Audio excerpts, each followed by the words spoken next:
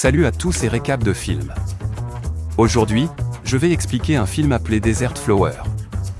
Cette histoire parle d'une fille nomade de Somalie qui a fui sa famille à l'âge de 13 ans, est devenue un top modèle mondialement célèbre et a commencé à combattre la tradition barbare de la circoncision féminine. Le nom de cette fille de 13 ans varie, ce qui signifie fleur du désert.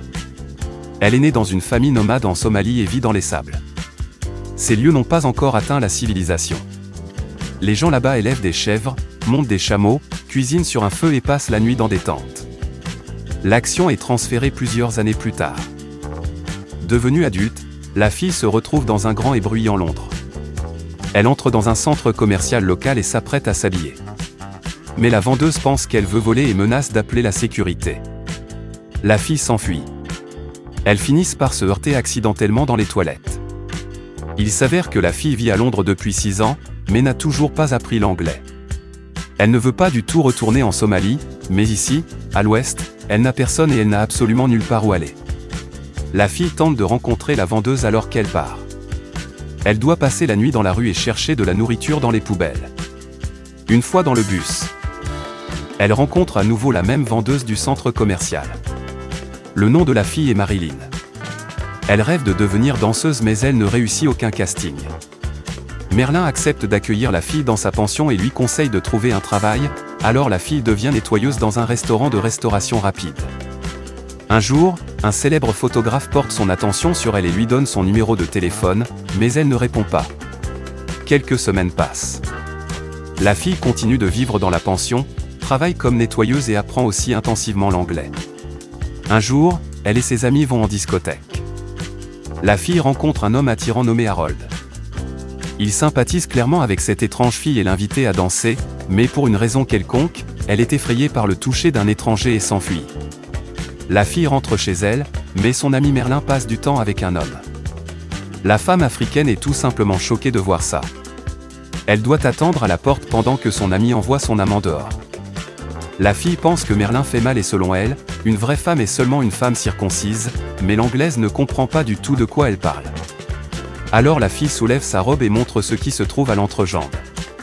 C'est une ancienne coutume en Somalie de tout couper là-bas chez les petites filles et de le coudre ensuite pour que leur mari l'ouvre la nuit de leurs noces. Quand est-ce arrivé? Quand Gilles était petite, à 3 ans. La fille pensait qu'ils font ça à toutes les femmes dans le monde, mais Marilyn lui dit que personne ici ne fait ça. Elle est horrifiée par les révélations de son amie et elle pleure et se serre dans les bras. Au travail dans un café, la fille rencontre à nouveau le photographe qui lui avait donné un numéro de téléphone. Marilyn lui conseille de participer à la séance photo car elle peut gagner beaucoup d'argent et lui donne aussi une note de Harold, un gars de la discothèque qui a laissé son adresse à New York. Soudain, la fille tombe malade. Elle souffre beaucoup. Son ami l'aide à se rendre à l'hôpital. La femme africaine est examinée par un gynécologue qui dit qu'il ne pourra pas la ramener à ce qu'elle était, mais l'aidera à ne plus ressentir de douleur. Le docteur voit que la fille ne comprend pas bien l'anglais et demande quelqu'un qui parle somalien. L'infirmier Amal arrive. Le gynécologue lui demande de dire à la fille qu'elle a été cousue par un vrai boucher et qu'elle doit absolument se faire opérer. Mais l'infirmier somalien dit à la fille quelque chose de complètement différent. Il a honte de s'être montré à un homme blanc et affirme que si elle fait l'opération, elle trahira son peuple et ses origines car à son avis, personne ne devrait s'immiscer dans leurs traditions. La fille ne fait que pleurer. Après ces paroles, l'action est transférée à quelques années plus tôt quand la fille était une jeune fille de 13 ans et vivait avec sa famille dans le même vieux désert. Lorsque ses premiers jours critiques commencent, son père la présente à son futur mari qui a payé 5 chameaux pour elle. Le lendemain, la fille doit devenir la 4e épouse d'un terrible vieil homme. Mais la fille ne veut pas se résigner à un tel sort, et avec le consentement tacite de sa mère, elle s'enfuit chez sa grand-mère à Mogadiscio. Pendant plusieurs jours, la fille erre à travers le désert pieds nus, se frottant les pieds dans le sang. Seulement par miracle, elle arrive chez ses lointains parents vivants et indemnes.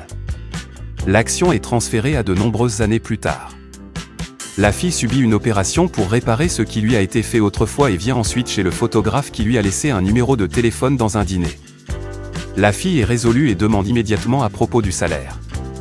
On lui met du maquillage et elle participe à sa première séance photo. Dans sa vie, la fille devient peu à peu un modèle à succès et recherché. On lui propose du travail partout dans le monde, et pendant ce temps, son amie Marilyn échoue à un autre casting de danse. La fille lui offre une montre coûteuse et lui demande de lui apprendre à marcher en talons. Mais l'idéal s'effondre quand un agent de mannequin vient et dit que la fille a été licenciée car son passeport a expiré depuis longtemps et qu'elle devrait être renvoyée dans son pays d'origine, la Somalie, en tant qu'immigrante illégale.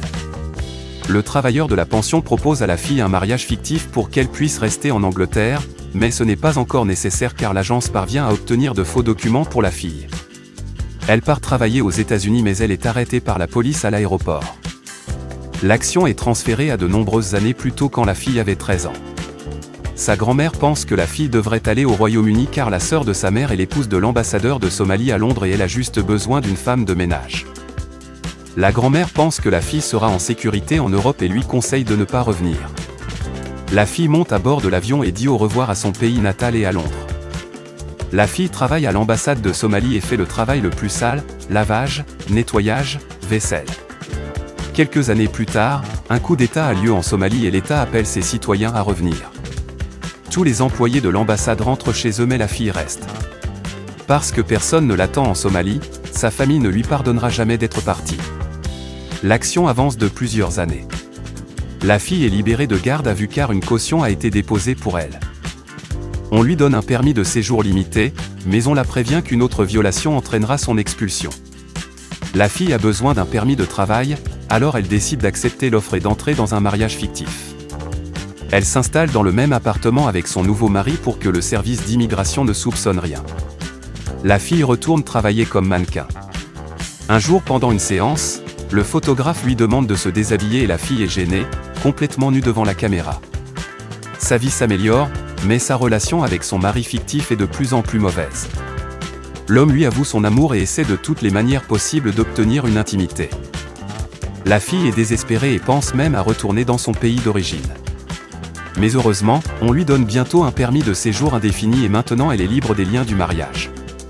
Pendant un tournage à New York, la fille se souvient d'une note de Harold, un gars de la boîte de nuit. Elle lui rend visite mais découvre qu'il a déjà une petite amie, alors elle s'enfuit en pleurant. La fille est devenue un top modèle mondialement célèbre, même un film a été fait sur elle. Un jour, sur BBC 1, elle donne une autre interview où on lui demande de parler du jour qui a changé sa vie.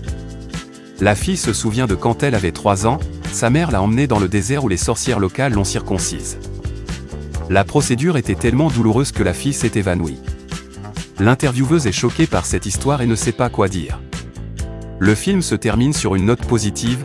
La fille se rend à l'ONU pour parler de la mutilation génitale féminine qui est pratiquée dans de nombreux pays du monde. Son discours est un appel à agir pour mettre fin à cette pratique horrible. Voilà, c'est le résumé du film Desert Flower. Une histoire inspirante d'une fille qui a surmonté des épreuves impensables pour devenir un symbole de réussite et un militant pour les droits des femmes.